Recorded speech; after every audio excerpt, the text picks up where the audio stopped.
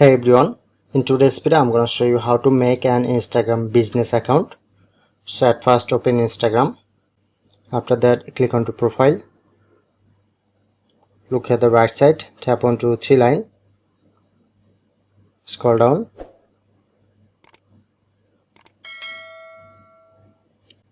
To select account type and tools. Switch to professional account. Continue.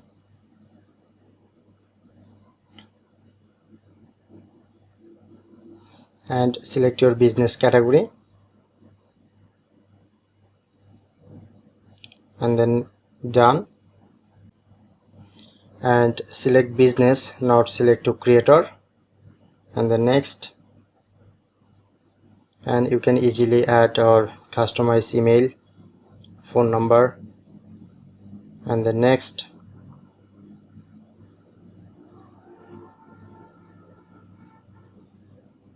Okay, now done. Now successfully make an Instagram business account. So that's it. That's how you can do it.